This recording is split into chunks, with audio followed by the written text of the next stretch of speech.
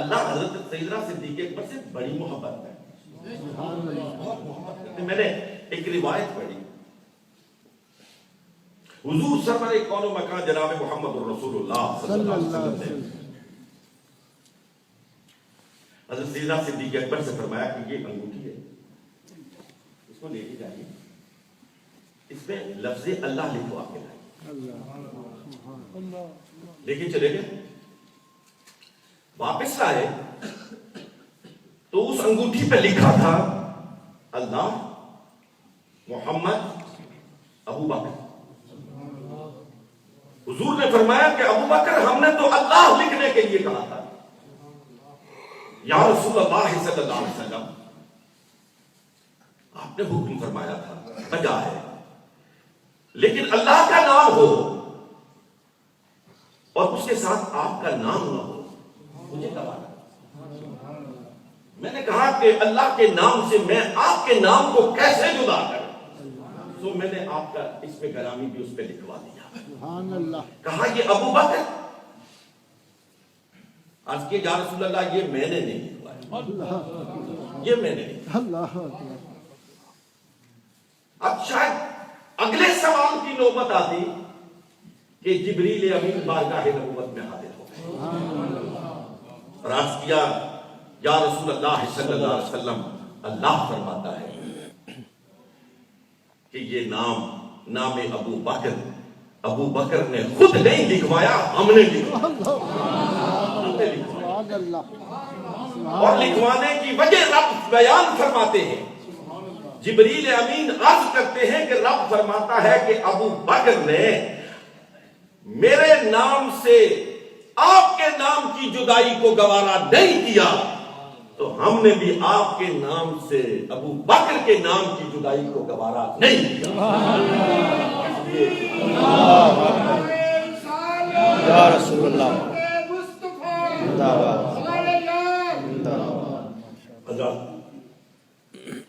سیدنا صدیق اکبر کے اس امت پر بے پناہ احسانات ہیں، بے پناہ احسانات ہیں، لیکن میں ایک احسان کا تذکرہ خاص طور پر کرنا چاہتا ہوں۔ سبحان اللہ۔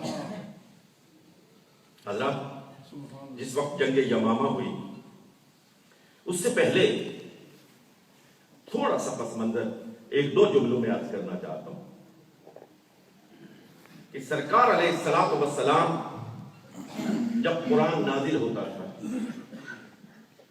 تو خود بیان ارشاد فرماتے تھے کہ اس کو فلاں جگہ پہ لکھا جائے، فلاں سورت میں لکھا جائے، فلاں آیت کے بعد لکھا جائے، لیکن یہ قرآن اس طرح کتابی صورت میں موجود نہیں تھا،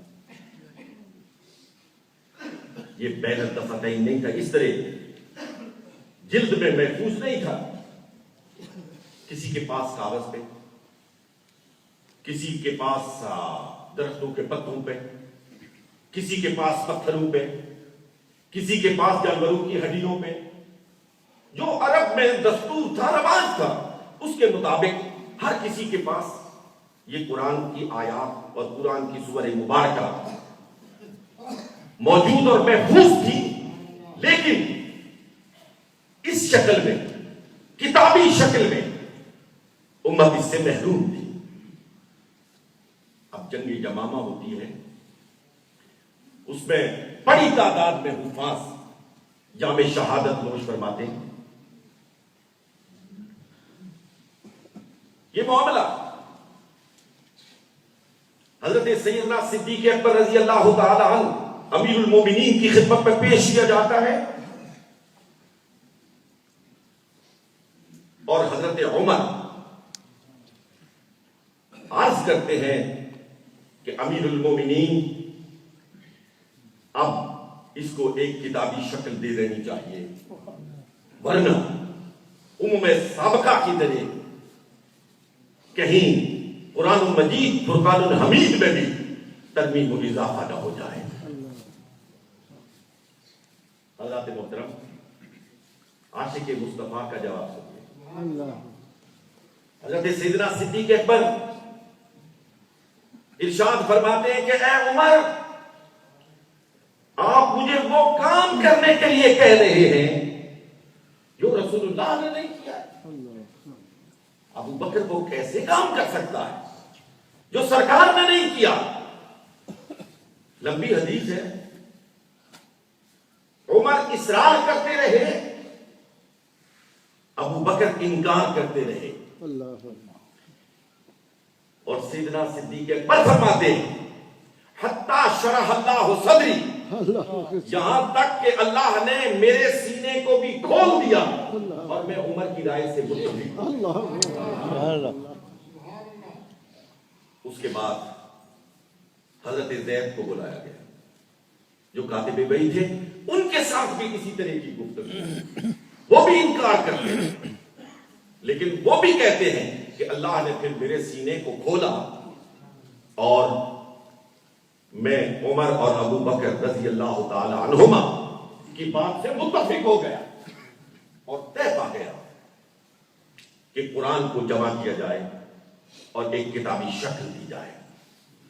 حضرات محترم, یہ تفصیلی بات ہے, اس تفصیل کا اس وقت بیان کرنے کا وقت نہیں ہے.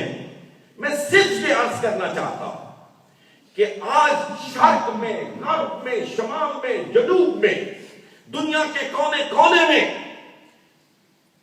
جو قرآن سامنے رکھ کے پڑھا جاتا ہے, یہ اس امت پر ابو بکر کا احسان ہے.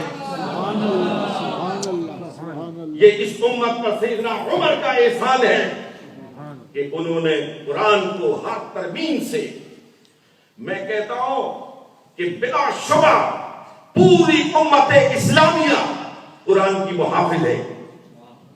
آنکھوں والے بھی محافظ, نابینے بھی محافظ, قلم و کرتاس سے بھی اس کی حفاظت اور تختی دل سے بھی اس کی حفاظت. لیکن جو اس کی حفاظت کا کردار ابو بکر و عمر نے ادا کیا ہے, اس کی مثال ڈھونڈنے سے بھی نہیں مل سکتی. اللہ رب العالمین محمد رسول اللہ صلی اللہ علیہ وسلم کے ان دونوں ساتھیوں کی قبول پر اپنے انوار کی برکات جو پہلے سے ہو رہی ہیں, تو جنت میں لوگ تو جنت کی تمنا کرتے ہیں, لیکن قربان جائیے ان کی عظمت پر جو ابھی سے جنت میں جنت کی ہوائیں. سبحان اللہ, بہت بڑا احسان. حضرات محترم, میں آخری بات عرض کرنے سے پہلے بعد کی بات کو پہلے لاتا ہوں اور اس کے ساتھ مربوط کرتا ہوں. میں نے کہا کہ دو احسانات جن کو یہ امت فراموش نہیں کر سکتی, ایک قرآن کو کتابی شکل دینے کا احسان یہ امت فراموش نہیں کر سکتی ہے, اور دوسرا احسان جس کو میں احسان عظیم سمجھتا ہوں.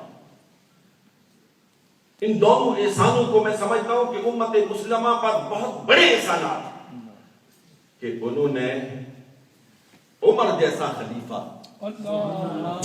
امت کو دیا ہے.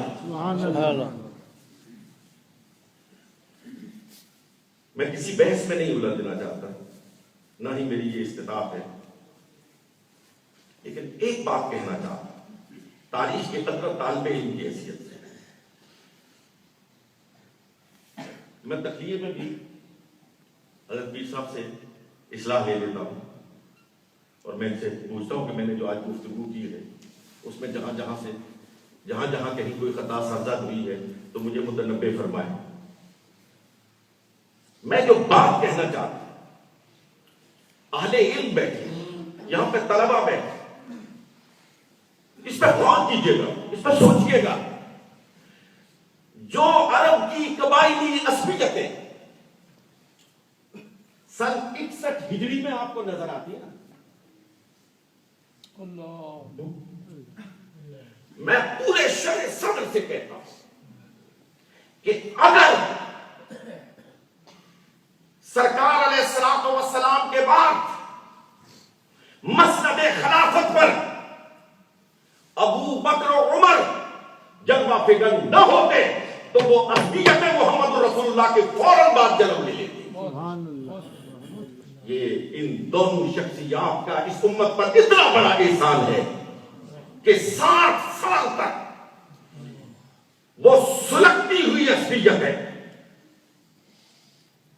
وہ انتہائی زہریلی عصبیت ہے، جنہوں نے بعد میں تاریخ اسلام میں بڑی دراریں ڈالی۔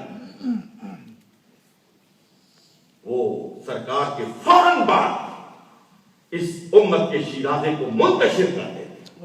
یہ وہ دو شخصیات تھی، وہ عظیم شخصیات تھی، وہ ابکری شخصیات تھی کہ جن کی موجودگی میں عصبیت ہونے کے باوجود کوئی سر نہیں اٹھا سکا، کوئی سر نہیں اٹھا سکا۔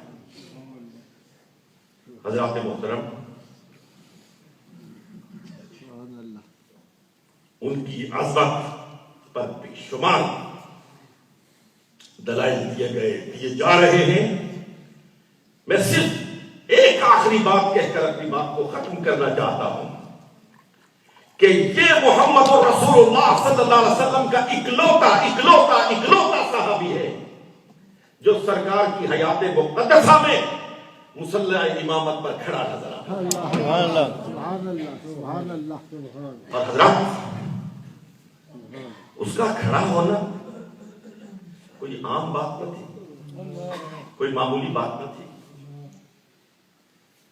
ہم اس کو ایک روانی کے ساتھ بیان کر جاتے ہیں،